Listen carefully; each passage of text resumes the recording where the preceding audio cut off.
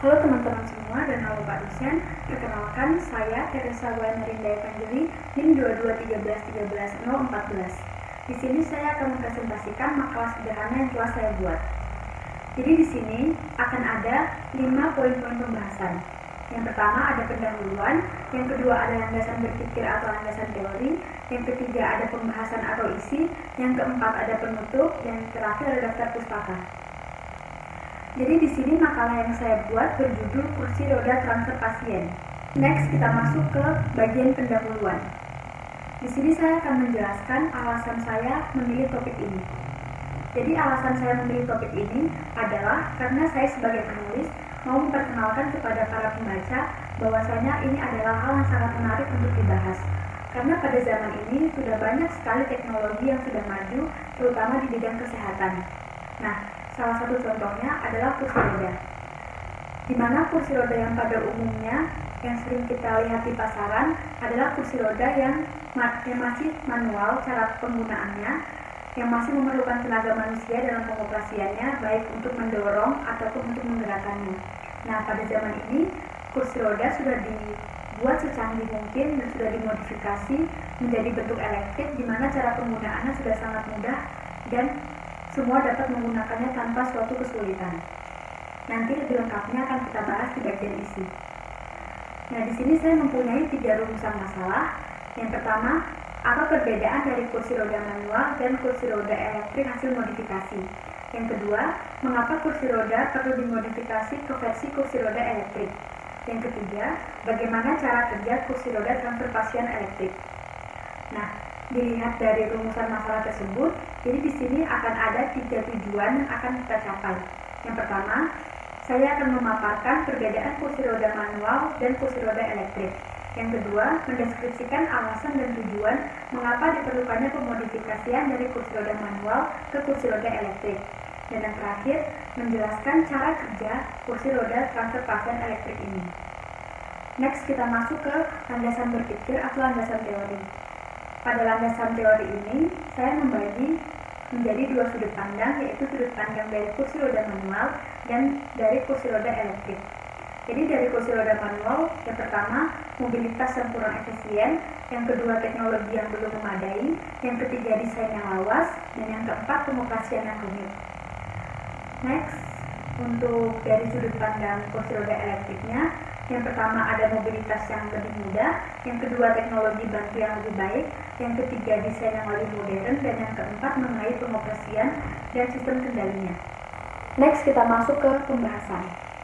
Jadi pada pembahasan yang pertama ini kita akan membahas apa sih perbedaan kursi roda manual dan kursi roda elektrik. Jadi pada umumnya kursi roda yang masih sering dipakai di pasaran selama ini adalah kursi roda manual yang dimana sistem pengoperasiannya masih menggunakan tuas manual dan memerlukan tenaga manusia dalam pengoperasiannya atau sebagai alat geraknya. Berbeda dengan kursi roda yang sudah dimodifikasi menjadi kursi roda transfer pasien elektrik ini yang memakai prinsip seperti dongkrak hidrolik dengan kursi roda dengan gerakan naik dan turun menggunakan 2 tombol, yaitu tombol up dan tombol down. Nah, kursi roda ini menggunakan kelistrikan dan aktuator linier sebagai pengangkat beban, sehingga gerakan manual yang diperlukan pada alat yang sudah ada di pasaran tidak diperlukan lagi. Yang kedua, alasan dan tujuan diperlukannya pemodifikasian kursi roda. Jadi di sini saya mempunyai beberapa list alasan kenapa sih kita perlu modifikasi atau perlu upgrade dari kursi roda yang manual ke kursi roda yang elektrik. Jadi alasan yang pertama, lebih mudah digunakan, yang kedua, desain lebih simpel dan mudah dipahami, yang ketiga, banyak fitur yang ditambahkan, yang keempat, mempermudah mobilitas, yang kelima, mudah dikendalikan, dan yang keenam, lebih efisien waktu. Jadi sebagai contoh, kita ambil misalkan ada pengguna kursi roda atau pasien yang ingin berpindah dari satu tempat menuju ke tempat yang lain. Itu kalau di kursi roda manual kita masih memerlukan tenaga manusia untuk menggerakkannya. Misalnya kita perlu mendorong pasien tersebut dari satu tempat ke tempat yang dituju. Kemudian setelah sampai di tempat yang dituju, kita harus memindahkan pasien dari kursi roda ke atas bed cover atau bed rumah sakit. Itu kan masih memerlukan beberapa bantuan, contohnya perawat. Namun jika kita menggunakan kursi roda elektrik ini, kita sudah tidak perlu lagi memerlukan banyak tenaga manusia karena kita sudah mempunyai tombol untuk sebagai penggeraknya, dan untuk pengangkatnya ke atas bed memindahkan pasien ini sudah ada alatnya, sudah ada motornya yang bisa membuat kursi roda ini naik setinggi bed tersebut, kemudian membuka bagian belakang kursi roda, kemudian langsung meletakkan pasien ke atas bed. Next, pembahasan yang terakhir, di sini saya akan menjelaskan cara kerja kursi roda transfer pasien. Nah, jadi di sini gambaran teknologi yang sudah dimodifikasi ini memiliki prinsip seperti dongkrak hidrolik. Seperti yang sudah saya bilang tadi, dongkrak hidrolik ini berfungsi untuk naik turunnya sesuai dengan tinggi bed cover yang akan ditempati oleh pasien tersebut. Jadi di sini dongkrak hidrolik ini dengan gerakan naik dan turun menggunakan dua tombol up dan tombol down. Jadi alat ini mempunyai cara kerja dengan alat serupa, yaitu kursi roda transfer pasien yang sudah ada di pasaran. Kursi roda ini dimodifikasi dengan menggunakan kelistrikan dan aktuator linier sebagai pengangkat beban, sehingga gerakan manual yang diperlukan pada alat yang sudah ada di pasaran tidak lagi diperlukan.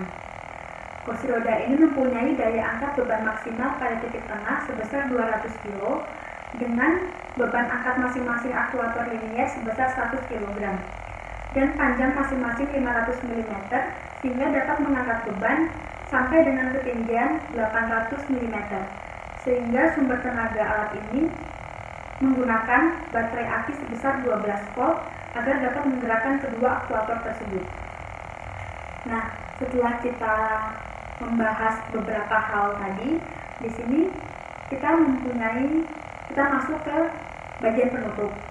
Jadi di sini bagian penutupnya saya bahas menjadi dua topik, yaitu yang pertama ada kesimpulan yang saya tarik garis besar dari semua pembahasan saya, dan yang kedua ada saran bagi teman-teman yang ingin menindaklanjuti atau menulis tulisan saya ini.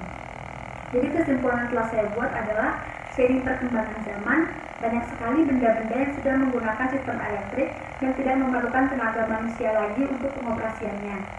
Maka, kursi roda elektrik ini dirancang dan dimodifikasi dengan tujuan untuk memberikan kenyamanan dan kemudahan bagi pengguna.